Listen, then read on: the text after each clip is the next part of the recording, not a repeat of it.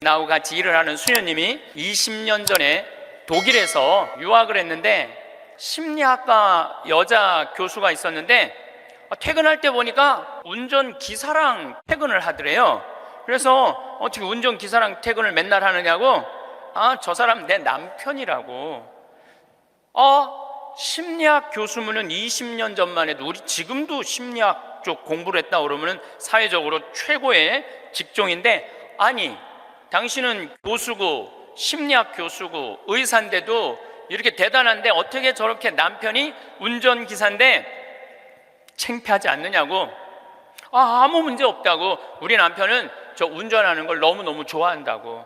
그러니까 이 사람들은 자기가 교수고 남편이 운전기사라도 그 운전기사라는 것 자체가 하나도 안 창피한 거예요. 근데 우리나라 만약에 아내가 대학 교수인데 남편이 노란 학원차 운전하고 다니면은 창피할 것 같아요? 안 창피할 것 같아요? 우리 뭐라 그럴까? 당신 관도 그냥 내 얼굴로 그냥 살아. 아마 분명히 그럴 거예요. 우리나라는요, 머릿속에 직업에 귀천이 있는 나라예요. 그래갖고 수녀님이 너무 놀래니까 거기서 한 가지 더 내가 너무 놀래니까 수녀님이 더 놀라운 일이 있다고, 우리 장애 시설에 청소하는 아줌마가 있었대요. 맨날 와서 창문 닦고 아주 즐겁게 노래도 하고. 근데 하루는 동양 수녀님이니까 수녀님 우리 집에 초대하고 싶다고. 그래서 그 청소하는 아줌마 집에 갔대요. 갔는데 집이 대궐처럼 으리으리하더래요.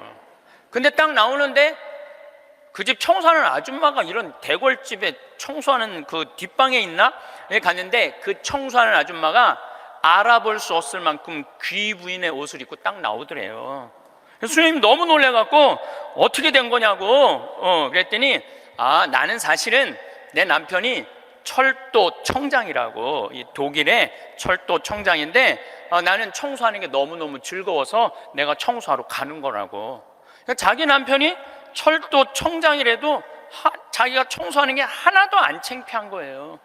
우리나라 지금 철도 청장 부인이 지금 무슨 동방자애 학교 가갖고 청소하고 앉아있다고 그러면 그 월급 다 받는데, 그래갖고 그 월급 받아갖고 그 부인은 어떻게 하느냐면은 기부를 한대, 도네이션을 한대요. 자기 너무너무 즐겁다고.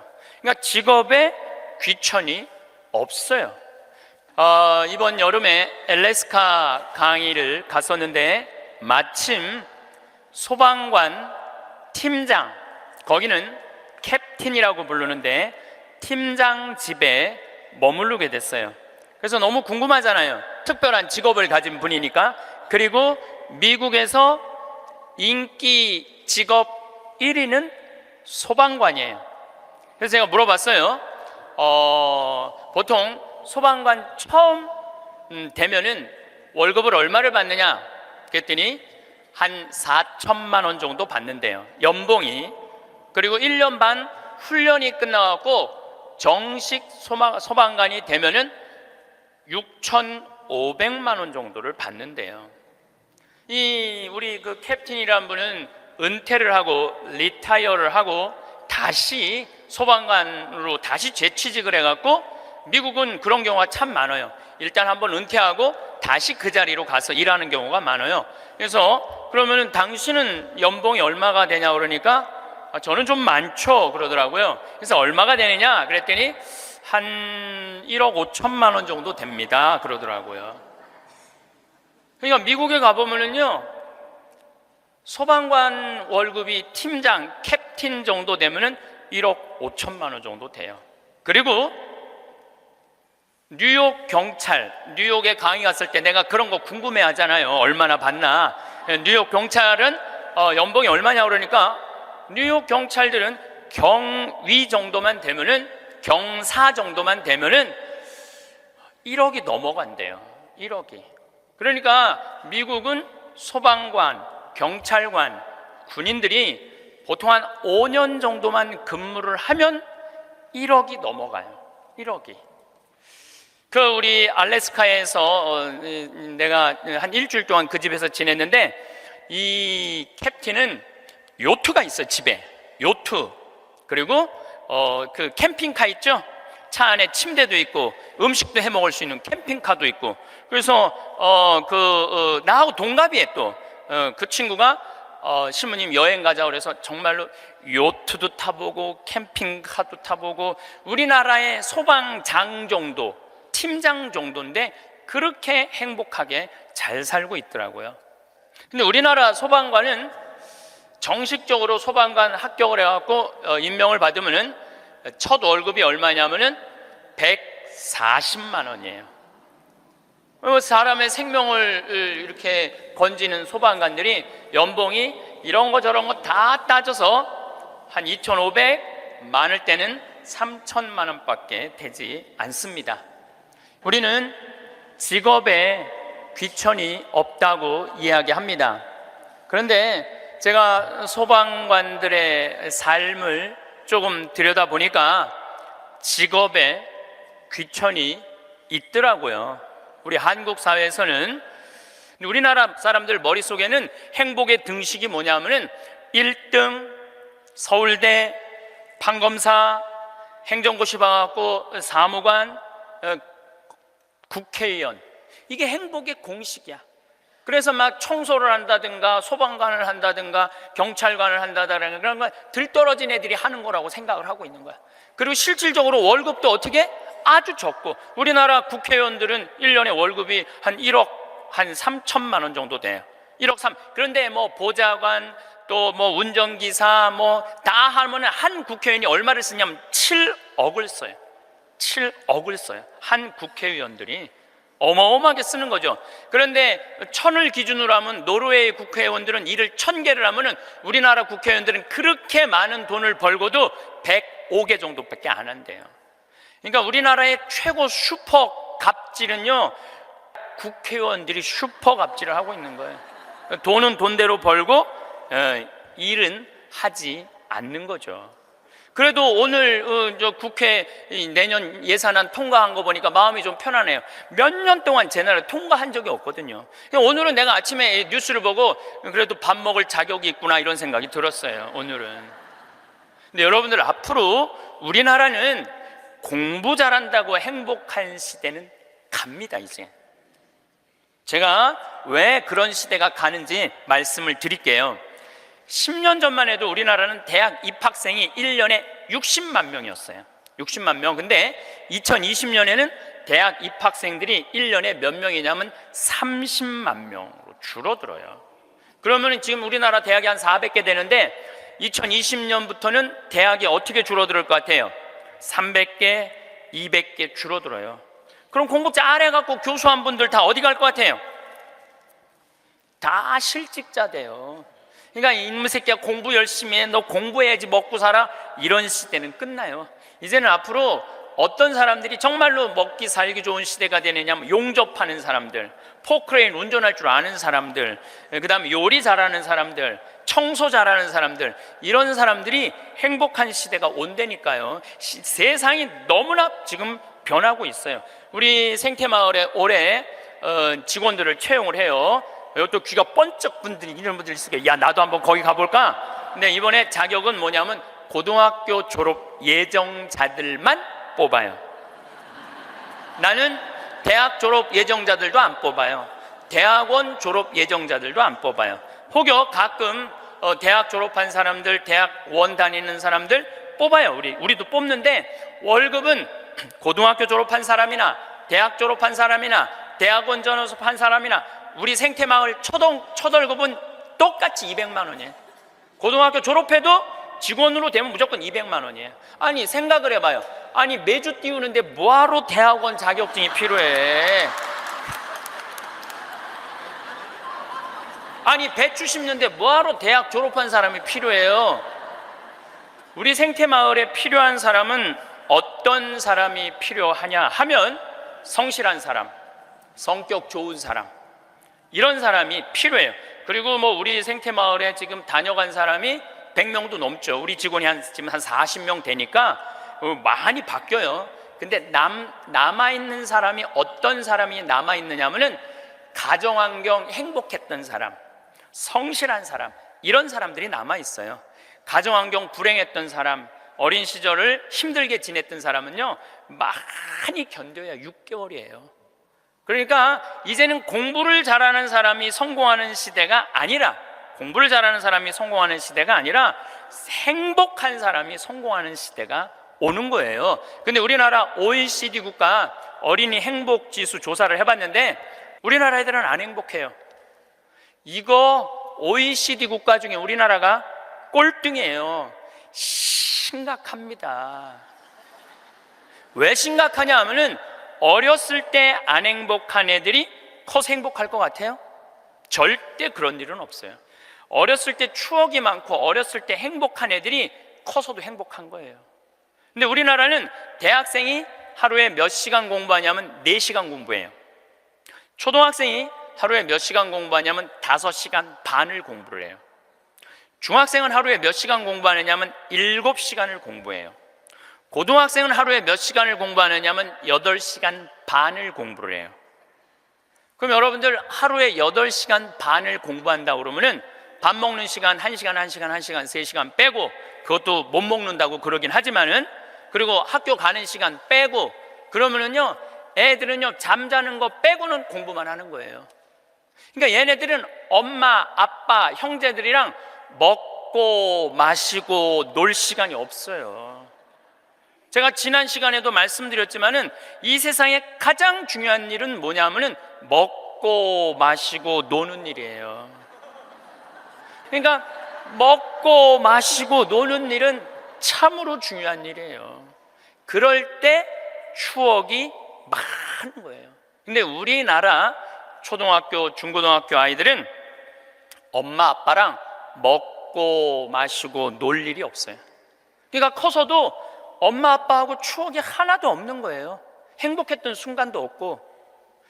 미국 애들은, 초등학교 애들이, 우리나라 애들은 5시간 반 공부하는데 미국 애들은 초등학교 애들이 하루에 몇 시간 공부하느냐면 2시간 반 공부해요. 그러니까 이거는 공부하는 흉내만 내는 거야. 그 얘네들은 계속 먹고 마시고 노는 거예요. 계속. 제가 미국 강의를 가보면은요, 얘네들이 하는 거는 정말로 먹고 마시고 노는 일이에요. 유럽, 북유럽 애들은 말할 것도 없고 학교 가서도 계속 놀아요. 그런데 수학 점수가, 수학 시험을 보는데 누가 더 잘 보느냐면은 핀란드 애들이 훨씬 잘 본다는 거예요. 이게 무슨 얘기냐면 여러분들이 자녀들 학원 보내는 거 다 쓸데없는 데다 보내고 있는 거예요. 그 시간에 애들이 학원 가서 뭐 할 것 같아요? 휴대폰 갖고요, 게임하고 친구들하고 노는 거예요. 그 시간에 애들 학원 가 있다고 여러분들이 그걸 교육이라고 생각하는 이 대한민국이 불행한 거죠. 그 시간에 엄마 아빠랑 맛있는 음식 만들어 먹고 손잡고 소풍 다니고 눈 바라보고 같이 놀았다면은 걔네들은 건강하게 살았을 거예요. 근데 엄마 아빠하고 그랬던 적이 하나도 없어. 여러분들 사람이 커서요, 어렸을 때 가장 기억에 많이 남는 게 뭔지 아세요? 엄마가 맛있는 음식 해줬던 거. 이게 가장 기억에 많이 남는데요. 그리고 가장 행복했던 순간이 뭔지 아세요? 엄마가 맛있는 거 해준 거 너무 맛있게 먹은 거. 그게 가장 행복한 순간이래요. 근데 우리나라 대한민국의 청소년들은 엄마가 맛있는 거 해준 거 먹은 기억이 없어요. 학교 다니느냐고. 그러니까 애들이 행복하지 않은 거죠. 애들은 그냥 서울대학 가야 되니까 경쟁을 해야 돼. 서울대학 가야 돼. 놀 시간이 어딨어. 여러분들 토끼와 거북이 얘기 아세요? 이거 참 웃기지도 않는 얘기 여러분들이 알고 있는 거예요. 왜냐하면 토끼하고 거북이하고 시합을 했는데 어떻게 거북이가 이겨요? 말도 안 되잖아요. 말도 안 되는 얘기예요. 어떻게 거북이가 이겨요? 이렇게 발바닥도 땅바닥에 있고 이렇게 가는 거북이가 그냥 뛰어다니는 토끼를 어떻게 이겨요?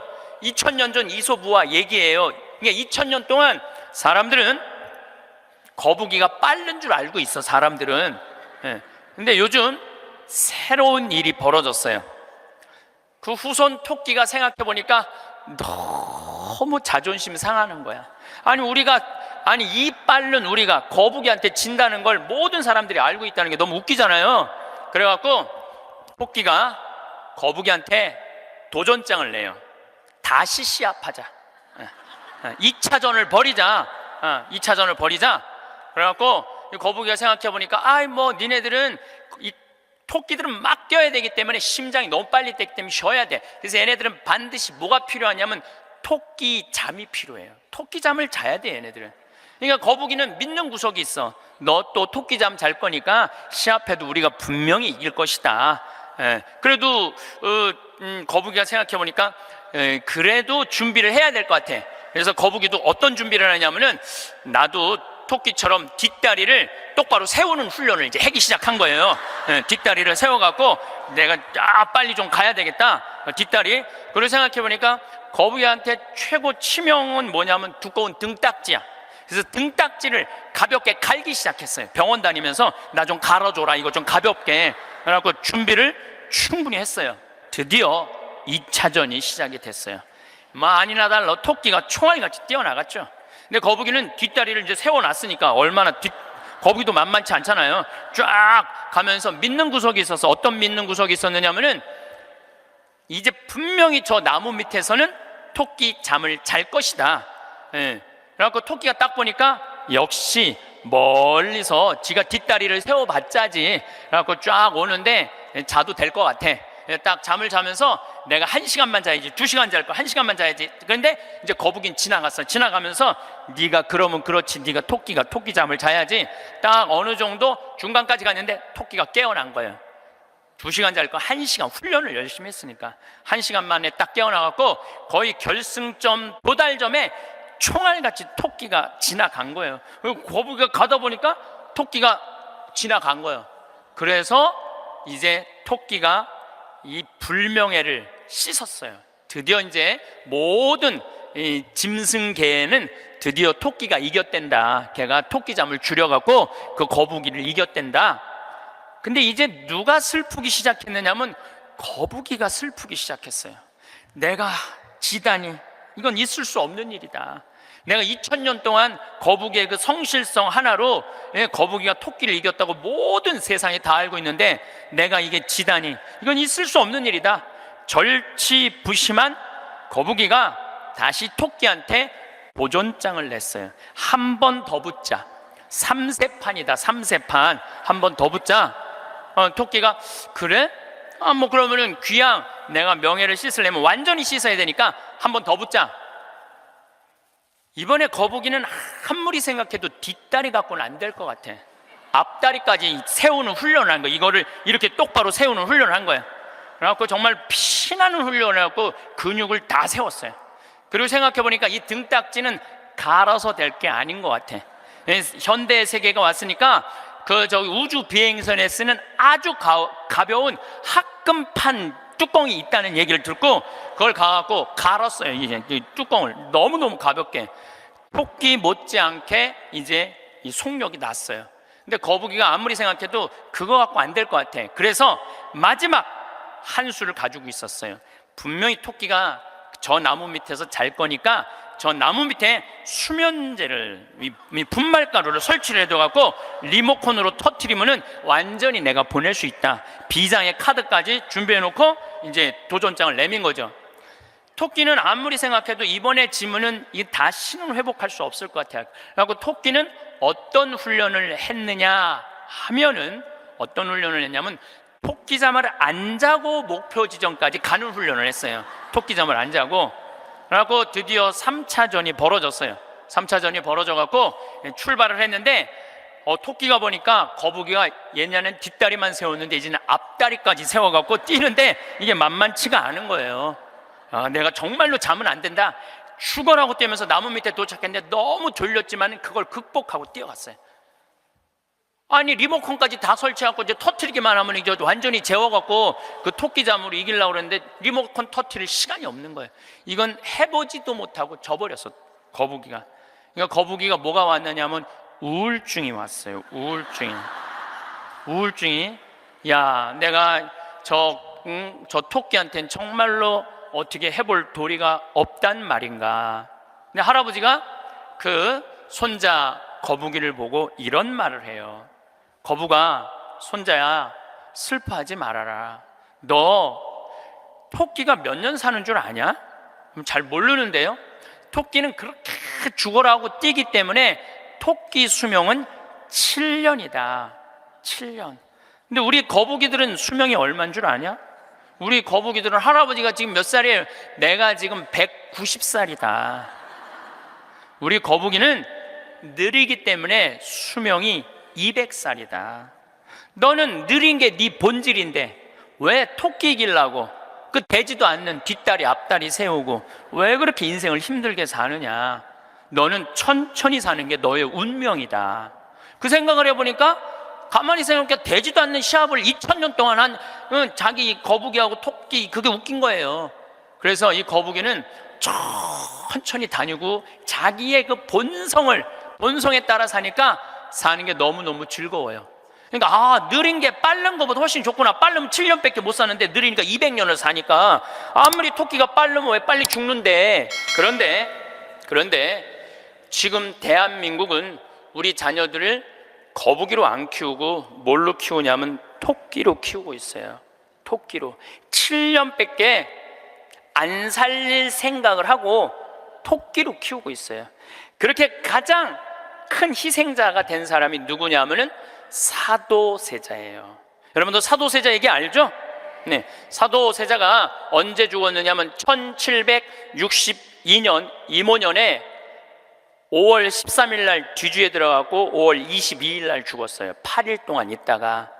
그런데 이 사도세자는 아버지가 영조인데 아버지의 첫째 아들이 효장세자가 있었는데 9살에 죽어요. 9살에 죽다가 40이 넘어서 아들 하나를 얻어요. 이게 바로 이선, 정조는 이산, 정조의 아버지인 사도세자의 진짜 이름은 이선이에요. 사도세자는 죽고 난 다음에 영조가 불러준 이름은 슬픔을 생각해라, 생각살자, 슬플 도자, 그래갖고 사도세자고 진짜 이름은 이선이에요. 그러니까 40이 넘어서 아들을 하나 얻었으니까 효장세자가 죽고 난 다음에 너무너무 슬펐는데 이 영조는 이 아들이 너무너무 귀했던 거야. 그래갖고 2살에 사도세자 책봉을 해요. 근데 얘가 얼마나 똑똑했느냐 하면은 2살 때 왕자라는 한자를 보고 아버지가 이게 무슨 자냐? 그러면 아버지를 가르쳤어요. 이게 아버지 자다. 왕자를 보고 세자짜리를 보고 이거는 무슨 자냐? 이건 나다. 2살짜리가 5살 때 효경을 줄줄줄줄 외워요. 영조라는 임금은 공부하기 너무너무 좋아했던 임금이거든요. 그러니까 이게 진짜 똑똑한 놈 만들어 보겠다고, 똑똑한 놈 만들어 보겠다고 선생을 몇 명을 들이냐면 20명을 들여요. 그래갖고 아침, 점심, 저녁으로 가르치는 거야. 계속 가르치는 거야. 그리고 이제 시험을 아버지가 나와서 보는 거예요. 너 사서삼경에 이게 무슨 뜻이냐? 그러면 20명이 둘러있고 5살, 6살짜리가 까먹을 수도 있잖아요. 그러면 대답을 못하면은요, 영조가 눈을 부라리면서 이놈 그것도 모르느냐고.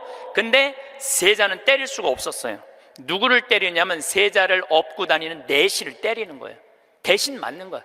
그러니까 여러분도 어린아이가 생각을 해봐요. 내가 문제 하나 못 맞히면은 저 내시들이 두들겨 맞으니 얼마나 이 스트레스를 많이 받아요. 그걸 보고 이 사도세자는 너무너무 무서웠던 거야, 아버지가. 그런데 딱 12살이 되면서 사도세자는 공부하기가 싫어요. 그래서 이때부터 책만 보면 머리가 지끈지끈 아픈 거예요.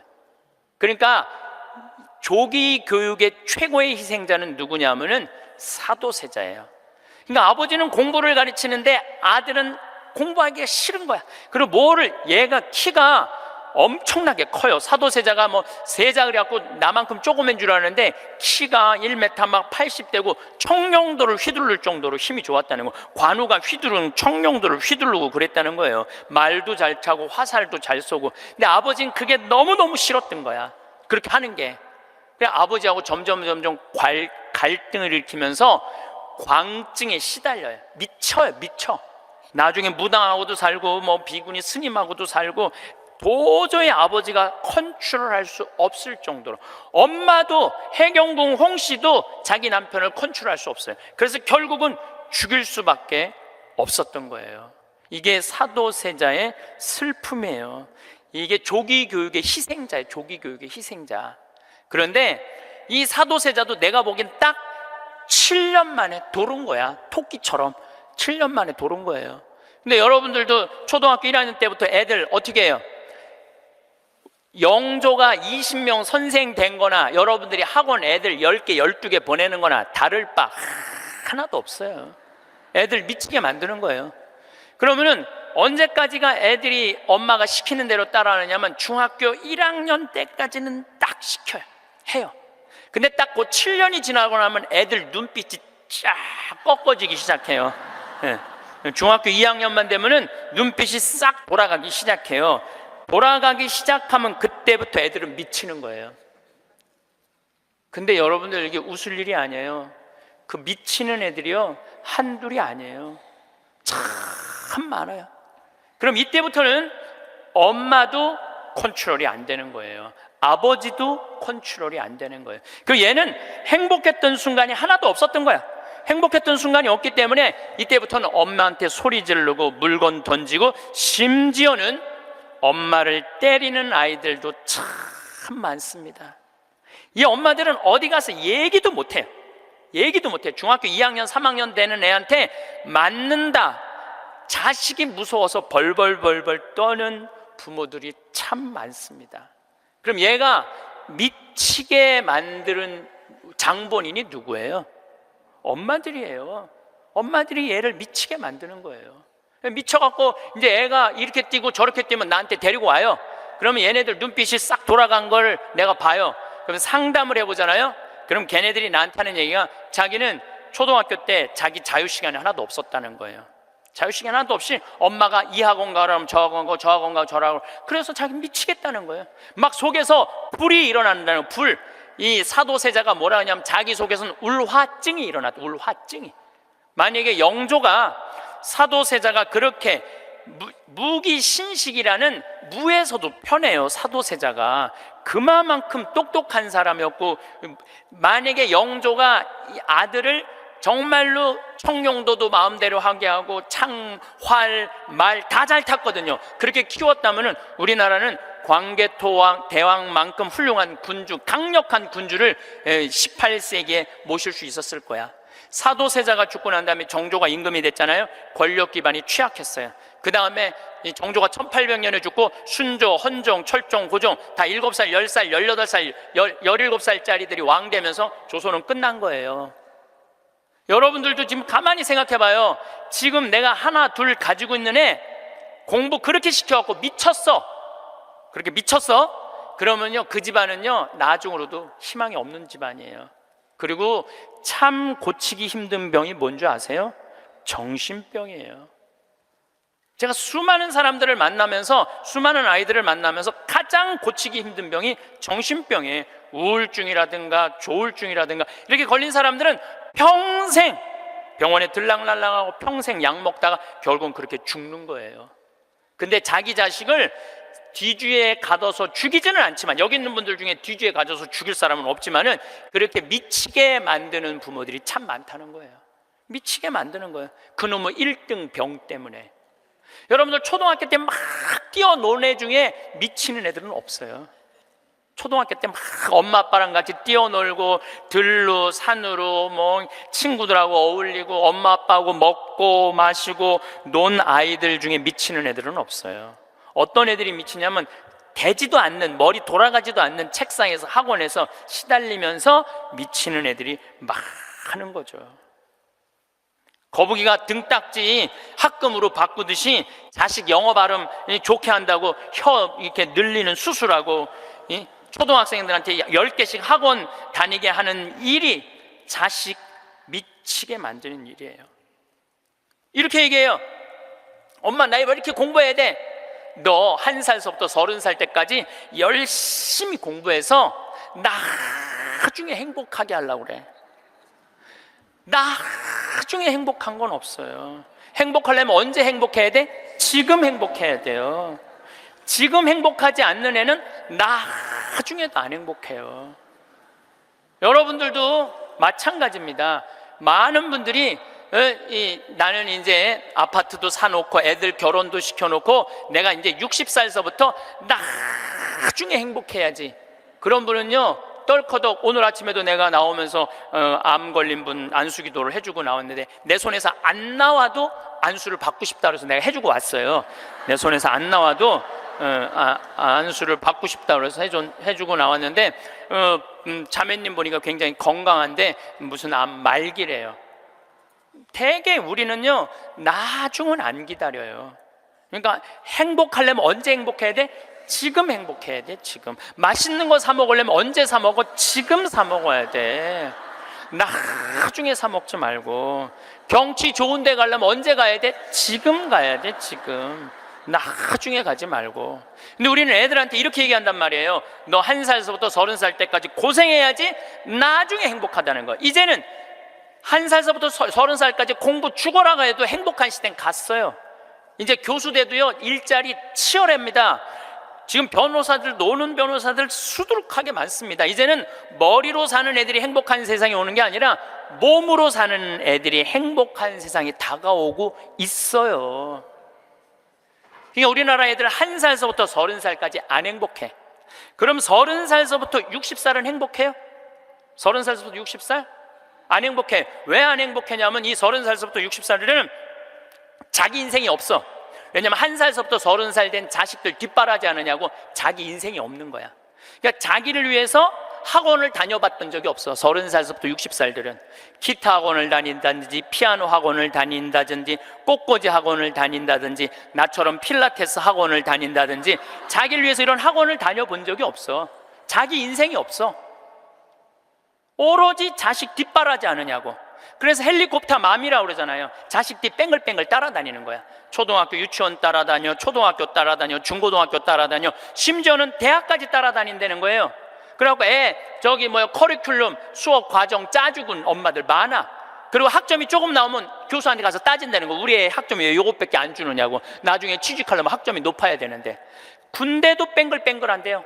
요즘 카카오톡이 돼갖고 엄마들이 애들 군대 생활을 볼 수 있대요. 그럼 애가 좀만 얼굴이 이상하면은 그 상사한테 그런대요. 왜 우리 애 얼굴이 이러느냐, 뭐가 문제가 있느냐. 그러니까 그 군대 가서도 엄마가 애를 책임져 주는 거야. 그래서 요새 군대 상사님들이요 사병 돌보는 일보다 사병 엄마 돌보는 일이 더 바쁘대요. 심지어는 회사까지 따라다니는 거야. 애가 회사에 취직을 했는데 대리 진급을 못하면 부장한테 가서 따진다는 거. 우리 애가 뭐가 모자라서 대리 진급을 못하느냐고. 평생 자식주의를 뺑글뺑글 따라다니는 걸 뭐라고 그러냐면 헬리콥터 맘이라고 그래요. 헬리콥터 맘. 또 아버지들은 요즘은 많이 줄어들었지만 한동안은 기러기 아버지가 40만 명까지 있었어. 40만 명 기러기 아버지가. 이 기러기 아버지들은요 자식들 한 달에 부인 것까지 하려면 700에서 1000만 원을 보내줘야 돼. 그러면은 보통 10년 정도 가 있으면요 이 기러기 아버지는 10년 동안 인생이 하나도 없는 거예요. 자식도 없고 아내도 없고 돈도 없는데 뭐 돈만 버는 기계로 사는 거야. 그러니까 자기 인생을 못 사는 거. 30살서부터 60살들은 자기 인생이 없는 거예요. 근데 문제는 60살 때 30살 된 자식이 이렇게 말합니다. 엄마, 이제 엄마 인생 살아. 자기를 위해서 살아봤던 적이 없는데 내 인생을 살으라는 거야. 살 줄을 모르는데. 30살서부터 60살은 뭐 해야 되는 나이냐면요 자아실현해야 되는 나이야. 자아실현이라는 게 뭐예요? 자기의 능력을 쓰는. 오늘 물이 없는데 여기 물을 하나 갖다 놓으면 내가 이 물을 안 먹었으면은 이 물은 자아실현하는 물이에요? 자아실현 안 하는 물이에요? 자아실현 안 하는 물이에요. 내가 먹어줘야지 자아실현이 되는 물이에요. 자아실현이 되는 물이에요. 여러분들이 샴푸를 하나 샀어. 그럼 샴푸를 사면은 그 샴푸를 한 방울까지 다 쓰면은 여러분들 기분 좋아요, 안 좋아요? 그 샴푸는 나한테 와서 자기 능력을 다 썼어요, 안 썼어요? 그럼 자아실현 한 거야, 안 하는 거예요? 자아실현 한 거죠. 내가 요즘 목욕 가방에 샴푸 하나 다니는데 요만큼 남았어. 그 짜서 쓸 때마다 기분이 너무 좋아요. 너 이제 자아실현 다 돼가는구나. 이제 자기 능력 다 썼으니까. 우리 사제관에 개가 한 마리 있어요. 문수라는 개가 있는데 얘가요 딱 사제관에 도착하면은요 총알같이 튀어나와요. 자기 집에서. 그리고 요만한 개가 내 가슴까지 뛰어 올라와요. 그리고 놀라운 거는요 얘가 사제관에 신부들이 오면 안 물고 안 짖어요. 근데 여자들만 오면은 잡아 먹을 듯이 짖어요, 진짜로. 그리고 막 엉덩이고 허벅지고 다 깨물어요. 얘 자아실현 하는 게 자아실현 안 하는 게예요. 자아실현 하는 게예요. 근데 우리나라 30살서부터 60살 된 많은 분들은 자기 능력을 안 써요. 자기 능력을 안 쓰고 자식만을 위해서 살아요. 근데 60살서부터 엄마 인생을 살려고 그러면은 자기 능력이 뭔지를 모르는데, 그러니까 사는 게 재미가 하나도 없는 거야. 사는 게. 인생은요, 재미있어야 돼. 의미가 있어야 돼. 이 두 가지가 같이 가야 돼. 재미와 의미가 같이 가야 돼. 그런데 내가 기타를 잘 쳤다면 기타 치러 온 세상 돌아다니고, 꽃꽂이 했다면 온 성당에 꽃꽂이 하러 다니고, 뭐 춤췄다면 춤추러 다니고 이럴 텐데 나를 위해서 한 게 하나도 없는 거야.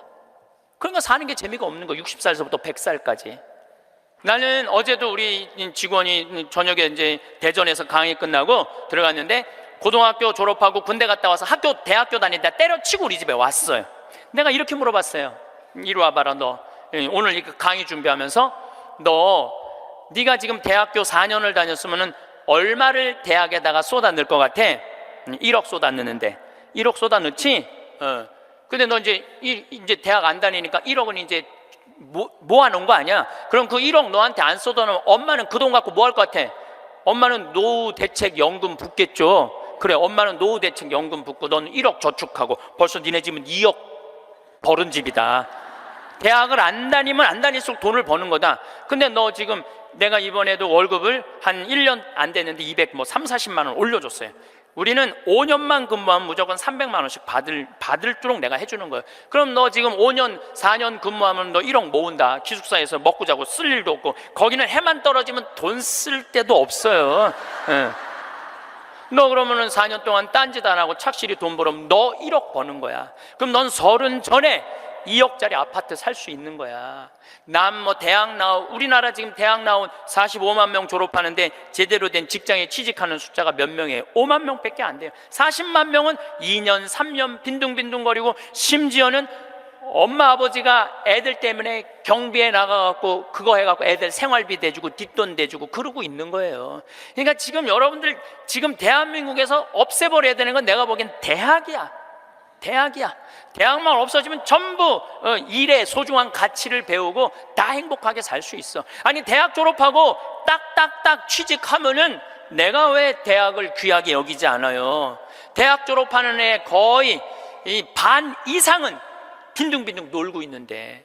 그러니까 우리나라 할머니 60, 70 된 분은 쓸 머리 나쁜 몸으로 살 놈한테 돈 쏟아 넣느냐고. 세계 빈곤율, 노인 빈곤율이 우리나라가 1위예요. 1위. 돈이 없어요. 다른 나라 사람들은 나이를 먹으면 얼마나 럭셔리하게 사는데요. 놀지도 못하고 죽어라 30살까지 나중에 행복하려고 공부했는데 취직 안 되면 그 허탈감, 좌절, 이거는 어른들은 상상할 수 없을 만큼 힘든 거예요. 상상할 수 없을 만큼. 한 3달 전에 아주 이쁘장한 여자아이가 저를 찾아왔어요. 공부도 굉장히 잘하는 아이예요. 공무원 시험을 보는데 계속 3번인가 4번 떨어진 거예요. 너무너무 좌절감, 우울증에 시달려있는 아이예요. 그래서 날 찾아왔어요. 내가 얘기했어요. 꼭 공무원을 해야 되냐? 꼭 좋은 회사를 가야 되냐?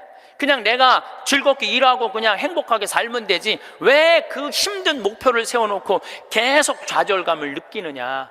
넌 좀 오늘을 좀 행복하게 살아라. 근데 이 친구가 며칠 전에 저한테 메시지 했어요. 신부님, 저 취직했어요. 너무너무 행복해요. 눈높이를 조금만 낮추면 우리는 지금 행복할 수 있는데 항상 나중에 행복하려고 눈높이를 너무 높여갖고 그것도 못하고 이것도 못하고 저것도 못하는 거예요. 기도, 자녀를 위한 기도 바치겠습니다. 주님, 나를 고쳐주소서. 가끔 자녀를 나의 투자의 대상으로 여기는 착각을, 나의 삶을 자녀에게서 보상받으려는 유혹을, 다 너를 위한 것이다 라고 하면서 궁극적으로 자신을 위했던 이기심을, 그리하여 자녀가 나에게 속해 있지만 내 것이 아님을 깨닫게 해주소서. 나로 하여금 부모로서의 권리보다는 의무로, 자녀의 성장보다 내가 먼저 성숙해짐으로 그들을 훈계하게 하소서. 자녀를 이끌어주되 강요하거나 협박하지 않으며, 사랑하는 자녀들을 돕되 대가를 기대하지 않으며, 자녀가 누릴 수 있는, 실패할 수 있는 자유와 선택할 수 있는 권리를 빼앗지 않게 해주소서. 자녀의 슬픔과 기쁨을 가볍게 취급하지 않으며, 자녀의 성공과 실패를 과소평가하지 않고, 자녀의 하찮은 질문에 진지하게 대답하게 하시고, 사소한 행동 방식도 존중함으로 존경받는 어른이 되게 해주소서. 그래서 유명한 사람으로가 아니라 유능한 사람으로, 인류의 사람으로가 아니라 유일한 사람으로 우리의 자녀들이 자라가게 해 주소서. 행복은 곧 힘입니다. 더 정확히 말하면 행복이 곧 경쟁력이 된 시대입니다. 마음이 편안한 사람이 더 좋은 결정을 내리고, 더 좋은 관계를 만들고, 더 좋은 결과를 만들어냅니다. 이것은 단순히 기분 좋게 사는 것을 넘어서 실제로 삶을 더 잘 살아갈 수 있는 힘을 갖추는 것입니다. 행복한 사람은 스스로를 소모하지 않습니다. 이것이 가장 중요한 차이입니다. 불행한 사람은 자기 자신과 싸우며 살아갑니다. 자신을 탓하고, 자신에게 화를 내고, 스스로에게 가혹합니다. 그렇게 자기 자신을 갉아먹으며 앞으로 나아가려 합니다. 하지만 그런 방식으로는 멀리 갈 수 없습니다. 에너지는 한정되어 있고, 스스로를 소모하는 사람은 결국 바닥을 드러내게 됩니다. 반면 행복한 사람은 다릅니다. 이들은 스스로를 돌봅니다. 피곤하면 쉬고, 힘들면 멈춥니다. 자신의 감정을 인정하고 필요한 것을 챙깁니다. 이것이 나약함이 아니라는 것을 알기 때문입니다. 오히려 이것이 계속 나아가기 위한 방법이라는 것을 압니다. 마치 긴 여행을 떠날 때 중간중간 휴게소에서 쉬어가는 것처럼 삶도 그렇게 쉬어가며 나아가야 한다는 것을 이해합니다. 쉬는 것이 게으른 것이 아니라 더 오래, 더 건강하게 가기 위한 준비라는 것을 깨닫습니다. 행복한 사람은 감사하는 습관을 가지고 있습니다. 작은 것에도 고마워할 줄 압니다. 아침에 눈을 뜨는 것, 따뜻한 햇살, 맛있는 음식, 편안한 잠자리, 이런 것들이 당연하지 않다는 것을 압니다. 그래서 매일매일이 선물처럼 느껴집니다. 이런 마음은 삶을 풍요롭게 만듭니다. 같은 하루를 살아도 감사하는 사람은 더 많은 것을 느끼고 더 많은 것을 누립니다. 똑같은 아침 식사를 해도, 똑같은 거리를 걸어도 감사하는 마음이 있으면 그 안에서 더 많은 기쁨을 찾아냅니다. 관계도 다릅니다.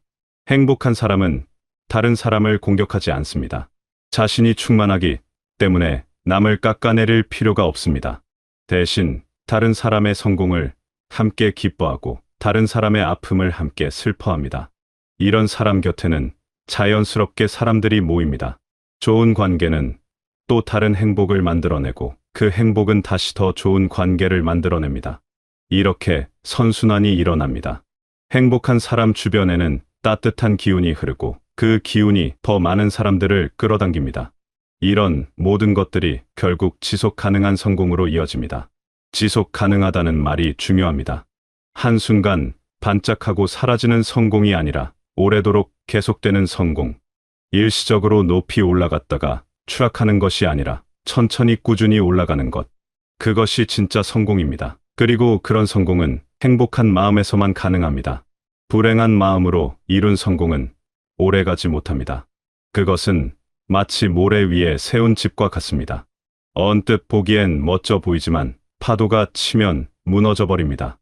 억지로 견디며 이룬 것들은 결국 무너집니다. 마음이 버티지 못하기 때문입니다. 몸도 버티지 못하기 때문입니다. 관계도 버티지 못하기 때문입니다. 모든 것이 긴장 상태에서 만들어졌기 때문에 그 긴장이 풀리는 순간 함께 무너져 내립니다. 하지만 행복한 마음으로 이룬 것은 다릅니다. 그것은 단단한 바위 위에 세운 집과 같습니다. 바람이 불어도 비가 내려도 흔들리지 않습니다. 왜냐하면 그 밑바탕이 튼튼하기 때문입니다. 행복이라는 단단한 기초 위에 세워진 성공은 무너지지 않습니다. 설령 어려움이 와도 그것을 이겨낼 수 있는 힘이 그 안에 있습니다. 많은 분들이 아직도 행복을 미루고 있습니다. 일이 끝나면, 돈을 좀 더 벌면, 상황이 나아지면 그때 행복해지겠다고 생각합니다. 하지만 그때는 오지 않습니다. 항상 새로운 일이 생기고, 항상 돈은 부족하고, 항상 상황은 완벽하지 않습니다. 행복을 미루는 것은 삶을 미루는 것과 같습니다. 오늘 행복하지 않으면 내일도 행복하지 않습니다. 행복은 조건이 갖춰져야 오는 것이 아니라 마음먹기에 달린 것이기 때문입니다. 지금 이 순간이 행복해져야 합니다. 완벽하지 않아도 괜찮습니다. 모든 것이 갖춰지지 않았어도 괜찮습니다. 지금 있는 것들로 행복해질 수 있습니다. 아니, 지금 있는 것들로 행복해져야 합니다. 그것이 앞으로 나아갈 수 있는 유일한 방법이기 때문입니다. 지금 이 순간을 소중히 여기고 지금 가진 것에 감사하는 것부터 시작해야 합니다. 시대는 바뀌었습니다. 성공이 행복을 만드는 시대에서 행복이 성공을 만드는 시대로 완전히 전환되었습니다. 이것은 단순히 살아가는 방식의 변화가 아니라 가치관의 전환입니다. 무엇이 진짜 중요한지, 무엇을 먼저 챙겨야 하는지, 어떻게 살아야 잘 사는 것인지에 대한 근본적인 변화입니다. 과거에는 성공이 목표였습니다. 모두가 성공을 향해 달려갔고 성공하기 위해 많은 것을 포기했습니다. 건강도, 관계도, 마음의 평화도 뒤로 미뤘습니다. 언젠가 성공하면 다 돌아올 거라고 믿으면서 말입니다. 하지만 성공한 많은 사람들이 알게 되었습니다. 성공했다고 자동으로 행복해지지는 않는다는 것을. 오히려 성공을 위해 포기했던 것들이 얼마나 소중했는지 그것들을 잃고 나서야 깨닫게 되었습니다. 건강을 잃고 관계를 잃고 마음의 평화를 잃은 후에야 그것들의 가치를 알게 되었습니다. 새로운 시대는 다릅니다. 이제는 행복이 출발점입니다. 행복한 마음으로 시작해야 좋은 결과가 나옵니다. 행복한 상태에서 일해야 좋은 성과가 나옵니다. 행복한 관계 속에서 살아야 더 큰 것을 이룰 수 있습니다. 행복은 더 이상 도착지가 아니라 출발점입니다. 여정의 끝이 아니라 시작입니다. 행복이 있어야 모든 것이 시작됩니다. 이 변화를 받아들이는 것이 쉽지 않을 수 있습니다. 우리는 다른 방식으로 살아왔으니까요. 참고 견디는 것이 미덕이라고 배웠고, 고통을 이겨내는 것이 강함이라고 배웠습니다. 하지만 이제는 달라져야 합니다. 참고 견디기보다는 즐기고 누려야 합니다. 고통을 이겨내기보다는 행복을 만들어가야 합니다. 강함의 정의 자체가 바뀌었습니다. 이제 진짜 강한 사람은 고통을 견디는 사람이 아니라 행복을 선택할 줄 아는 사람입니다. 구체적으로 어떻게 해야 할까요? 먼저 작은 것부터 시작하면 됩니다. 매일 아침 눈을 뜨면서 감사한 것 3가지를 떠올려 보세요. 하루 중 한 번은 자신에게 친절한 말을 건네보세요. 힘들 때 스스로에게 수고했다고, 잘하고 있다고 말해주세요. 이런 작은 것들이 모여서 큰 변화를 만들어냅니다. 처음엔 어색하고 이상하게 느껴질 수 있습니다. 하지만 계속하다 보면 자연스러워집니다. 그리고 어느 순간 그것이 삶을 바꾸고 있다는 것을 느끼게 됩니다. 자신을 돌보는 시간을 가지세요. 하루에 10분이라도 좋습니다. 그 시간만큼은 온전히 자신만을 위한 시간으로 만드세요. 좋아하는 것을 하거나 편안하게 쉬거나 그냥 아무것도 하지 않아도 좋습니다. 중요한 것은 그 시간이 자신을 위한 시간이라는 것입니다. 다른 누구도 아닌 나를 위한 시간. 그런 시간이 매일 조금씩이라도 있어야 합니다. 다른 사람과의 관계도 돌아봐야 합니다. 나를 지치게 만드는 관계는 정리하고 나를 행복하게 만드는 관계에 더 많은 시간을 쏟으세요. 모든 사람을 다 만족시킬 수는 없습니다. 그럴 필요도 없습니다. 진심으로 나를 아끼는 사람들, 내가 진심으로 아끼는 사람들과의 관계를 소중히 하는 것으로 충분합니다. 관계의 질이 삶의 질을 결정합니다. 좋은 관계 속에서는 행복이 자라나고 나쁜 관계 속에서는 불행이 자라납니다. 완벽하지 않아도 괜찮다는 것을 받아들이세요. 모든 것을 완벽하게 하려고 하면 지칩니다. 70%만 해도 충분합니다. 나머지 30%는 여유로 남겨두세요. 그 여유가 행복을 만들어냅니다. 여유가 있어야 웃을 수 있고, 여유가 있어야 즐길 수 있고, 여유가 있어야 감사할 수 있습니다. 빈틈없이 완벽한 삶은 숨이 막힙니다. 조금 부족하고 조금 느슨한 삶이 오히려 더 건강합니다. 실수해도 괜찮습니다. 실수는 배움의 기회입니다. 자신을 너무 몰아세우지 마세요. 완벽한 사람은 없습니다. 누구나 실수하고 넘어지고 다시 일어납니다. 중요한 것은 실수했을 때 자신을 어떻게 대하느냐입니다. 자신을 공격하지 말고 대신 격려하고 위로하세요. 실수한 자신을 꾸짖는 대신 다시 일어선 자신을 칭찬하세요. 비교하지 마세요. 남의 삶과 내 삶을 비교하면 불행해집니다. 누구나 각자의 속도로 각자의 길을 갑니다. 남보다 빠르거나 느린 것은 중요하지 않습니다. 중요한 것은 내가 지금 행복한지, 내가 지금 의미 있는 삶을 살고 있는지입니다. 다른 사람의 겉모습만 보고 부러워하지 마세요. 모든 사람에게는 보이지 않는 고민과 어려움이 있습니다. 건강도 잊지 마세요. 몸이 건강해야 마음도 건강합니다. 잘 먹고, 잘 자고, 적당히 움직이세요. 이런 기본적인 것들이 행복의 기초를 만듭니다. 몸이 피곤하면 마음도 지칩니다. 몸을 돌보는 것은 나를 사랑하는 첫걸음입니다. 건강한 몸에서 건강한 생각이 나오고, 건강한 생각에서 행복한 마음이 나옵니다. 무엇보다 지금을 살아가세요. 과거를 후회하거나 미래를 걱정하는데 너무 많은 시간을 쓰지 마세요. 과거는 이미 지나갔고 미래는 아직 오지 않았습니다. 우리가 살 수 있는 것은 오직 지금뿐입니다. 지금 이 순간을 충분히 느끼고 충분히 누리세요. 바로 이 순간이 인생입니다. 지금이 아니면 언제 행복할 것입니까? 이 모든 것들이 쌓이면 행복한 삶이 됩니다. 그리고 그 행복한 삶 속에서 자연스럽게 좋은 일들이 일어납니다. 좋은 사람들을 만나고 좋은 기회가 오고 좋은 결과가 따라옵니다. 이것이 바로 행복이 성공을 만드는 방식입니다. 억지로 만드는 것이 아니라 자연스럽게 흘러가는 것입니다. 시대가 우리에게 요구하는 것이 바뀌었습니다. 더 이상 고통을 견디는 사람이 아니라 행복을 만들어가는 사람이 되어야 합니다. 더 이상 자신을 희생하는 사람이 아니라 자신을 소중히 여기는 사람이 되어야 합니다. 더 이상 미래를 위해 현재를 포기하는 사람이 아니라 현재를 행복하게 살면서 미래를 준비하는 사람이 되어야 합니다. 이것은 어려운 일이 아닙니다. 사실 이것은 원래 우리가 해야 했던 일입니다. 단지 잊고 있었을 뿐입니다. 행복하게 사는 것이 우리의 권리이자 책임입니다. 자신을 돌보는 것이 이기적인 것이 아니라 필수적인 것입니다.